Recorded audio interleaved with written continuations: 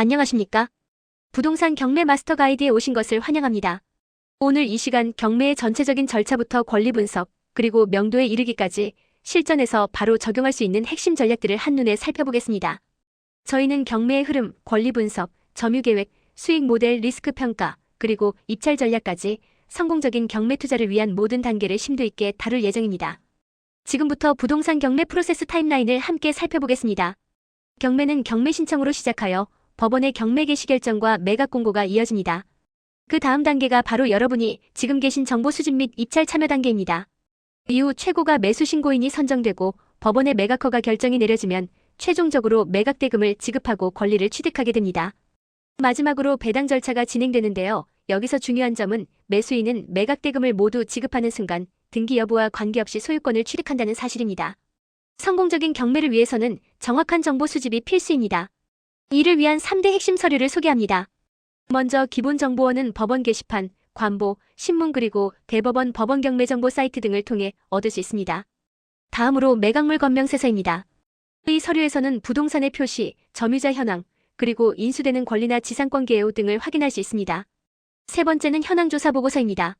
점유관계와 보증금 액수, 그리고 부동산의 현상 등을 파악하는 데 중요한 자료입니다. 마지막으로 감정평가서는 평가액과 산출과정, 주변 환경, 그리고 공법상 규제 등을 담고 있어 입찰가 산정에 결정적인 역할을 합니다. 서류만으로는 알 수 없는 현장 밖의 진실을 찾기 위한 현장 조사의 중요성을 말씀드리겠습니다. 첫째, 공부와 현황의 일치 여부를 확인해야 합니다. 실제 건물과 등기부상의 내용이 일치하는지 꼼꼼히 살펴봐야죠. 둘째, 숨겨진 권리를 확인해야 합니다.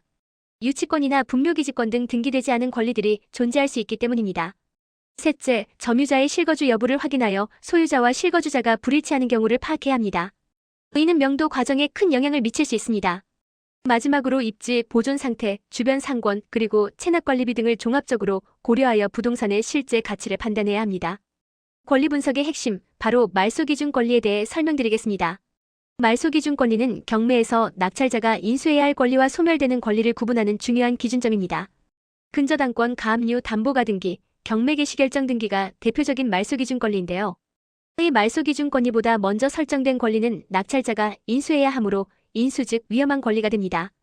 반대로 말소기준 권리보다 나중에 설정된 권리는 경매와 함께 소멸되므로 소멸 즉 안전한 권리가 됩니다. 이 기준을 명확히 이해하는 것이 권리 분석의 첫걸음이자 가장 중요한 단계입니다. 지금부터는 특히 주의해야 할 인수되는 권리 즉 데인저 존에 대해 경고를 드리겠습니다. 먼저 무조건 인수되는 권리들이 있습니다. 대표적으로 유치권, 법정지상권, 그리고 분묘기지권이 이에 해당하며 이 권리들은 낙찰자가 온전히 떠안아야 합니다. 다음으로 선순위의 경우에만 인수되는 조건부 위험 권리들이 있습니다. 선순위 지상권, 지역권, 선순위 가처분, 그리고 선순위 전세권이 여기에 해당됩니다. 여기서 특히 주의하실 점은 선순위 전세권의 경우 배당 요구를 하면 소멸되지만 만약 배당 요구를 하지 않으면 낙찰자가 이를 인수하게 된다는 것입니다. 권리 분석 시 이 점을 반드시 명심해야 합니다. 다음은 임차인 분석 알고리즘입니다. 이 도표를 통해 임차인의 권리 관계를 파악하고 위험 요소를 식별할 수 있습니다.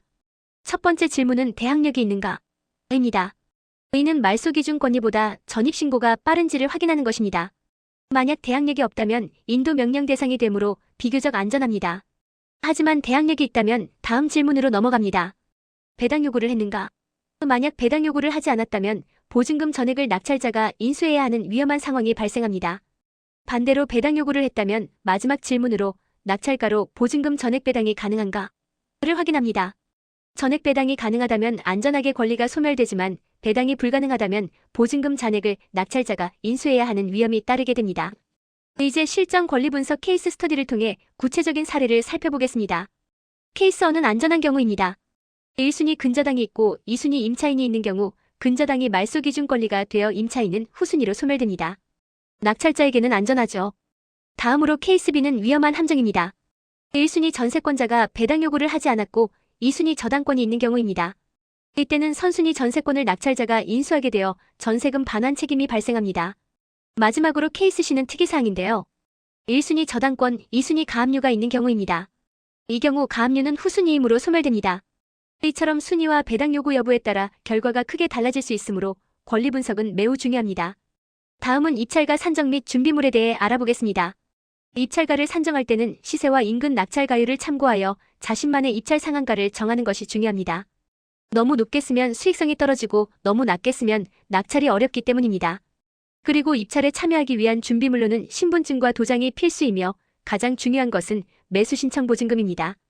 이는 최저 매각 가격의 10%에 해당하는 금액으로 입찰 시 현금 또는 수표로 준비해야 합니다. 입찰 방법과 대리인 규정에 대해 설명드리겠습니다.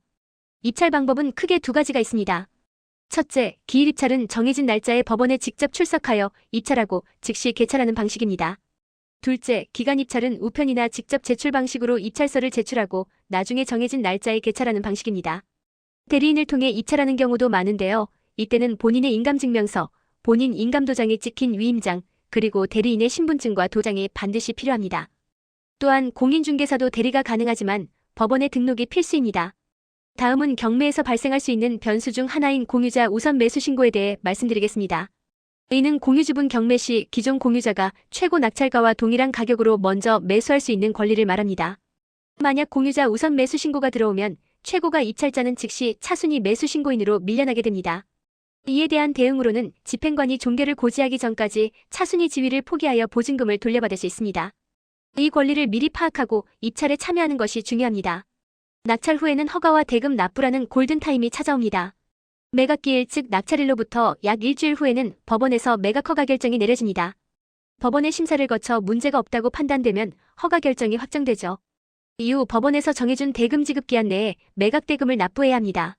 중요한 것은 매각 대금을 납부하는 즉시 소유권을 취득하며 별도의 등기 절차 없이도 법적으로 소유자가 된다는 점입니다. 하지만 대금 미납 시에는 보증금이 몰수되고 재매각이 불어되니 주의해야 합니다. 만약 미납하셨더라도 재매각 3일 전까지 대금과 이자를 납부하면 소유권 취득이 가능하니 이 구제책을 알아두시는 것도 좋습니다. 다음은 명도 전략에 대한 중요한 내용입니다.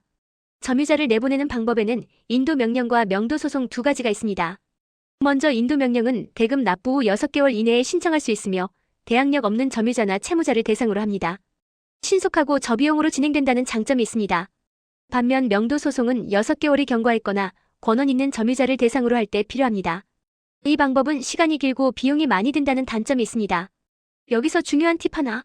명도 진행 시 점유자가 바뀌는 것을 방지하기 위해 점유이전 금지 가처분 신청은 필수적으로 해두셔야 합니다.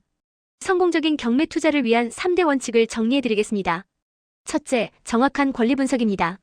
특히 말소 기준 권리를 정확히 파악하여 인수해야 할 위험 권리가 없는지 확인해야 합니다.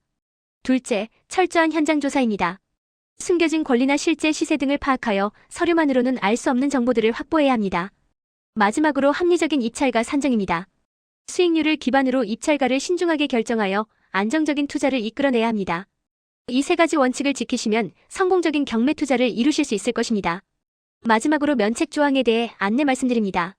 본 정보는 2026년 1월 15일 법령을 기준으로 작성되었습니다.